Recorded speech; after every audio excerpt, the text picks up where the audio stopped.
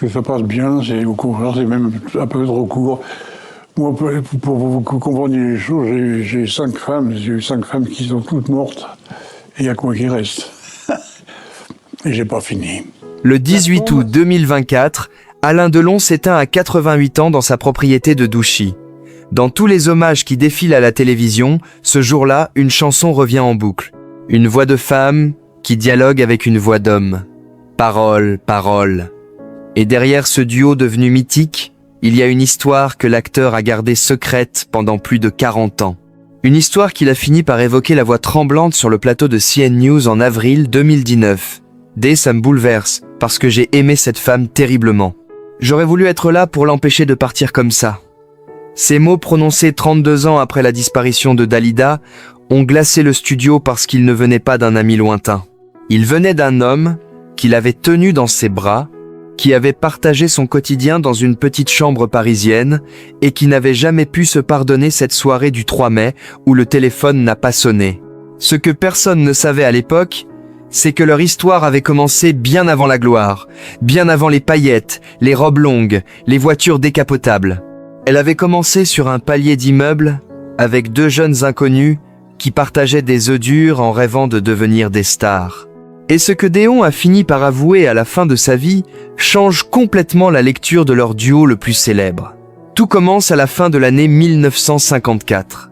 Yolanda Gigliotti, 21 ans, débarque à Paris le jour de Noël avec une valise et un titre de Miss Égypte. Elle ne parle quasiment pas français. Elle vient de quitter le Caire, où sa famille italienne s'était installée des décennies plus tôt. Quelques mois plus tard, elle pose ses affaires dans une chambre modeste d'un immeuble situé près des Champs, Élysée du côté de la rue Jean Maoz. C'est là sur le palier qu'elle croise un jeune homme tout aussi inconnu qu'elle. Il a tout juste 19 ans. Il rentre d'un service militaire en Indochine, où il a servi chez les fusiliers marins, et il n'a pas le moindre projet professionnel. Il s'appelle Alain Delon. Les 2 jeunes gens vivent dans des chambres voisines et partagent très vite une complicité de débutants fauchés. Une anecdote qui les a suivis toute leur vie raconte comment ils mangeaient des œufs durs ensemble pour économiser parce qu'ils n'avaient pas de quoi se payer mieux. Ce détail banal en apparence dit tout de cette époque. 2 gamins qui rêvaient de tout, qui n'avaient rien et qui se soutenaient dans l'attente. Selon la version la plus répandue, il y aurait même eu un premier flirt à cette période avant que la vie ne les emmène chacun dans une direction différente.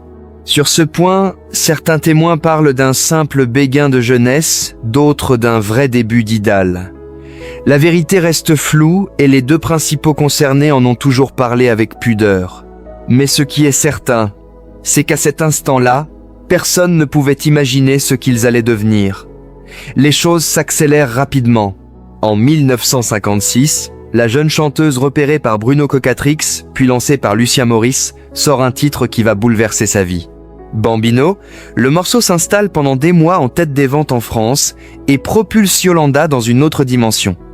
Elle est devenue Dalida. L'année suivante, en 1957, c'est au tour d'Alain Delon de mettre un pied dans le cinéma. Sa carrière démarre lentement puis explose à partir de 1958 avec le rôle qui le change à jamais aux côtés de Romy Schneider. Les 2 anciens voisins de palier se retrouvent donc presque simultanément propulsés dans la lumière, mais leur trajectoire les éloigne géographiquement. Lui tourne en France, en Italie, aux États-Unis. Elle enchaîne les tubes et les tournées, parcourant le monde. Pendant plusieurs années, ils ne se croisent plus vraiment. Ils observent pourtant, chacun de leur côté, l'ascension de l'autre. Quelque chose les lie au-delà de la distance. Une forme d'affection silencieuse qu'aucun des 2 n'a oubliée. Dalida garde un œil très attentif sur la carrière de ce jeune homme blond qui partageait jadis ses œufs durs. Elle voit ses photos dans les magazines, elle entend parler de ses films, et lui aussi, depuis ses tournages, suit ce que la chanteuse devient. Cette période d'éloignement, ils ne la vivent pas comme une fin, mais comme une parenthèse. Le destin, lui, prépare quelque chose de bien plus brûlant. Il faudra attendre Rome et un tournage particulier pour que les choses basculent pour de bon. Le décor change en 1962. Dalida est en pleine tournée italienne, le pays de ses origines, où elle est devenue une icône absolue. Au même moment, Alain Delon arrive à Rome.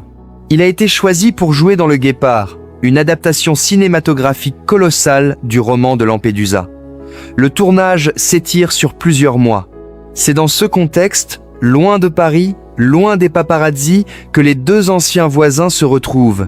Et cette fois, ce n'est plus une amitié de jeunesse, c'est autre chose. Une attirance qui couvait depuis longtemps prend feu d'un seul coup, selon l'essai.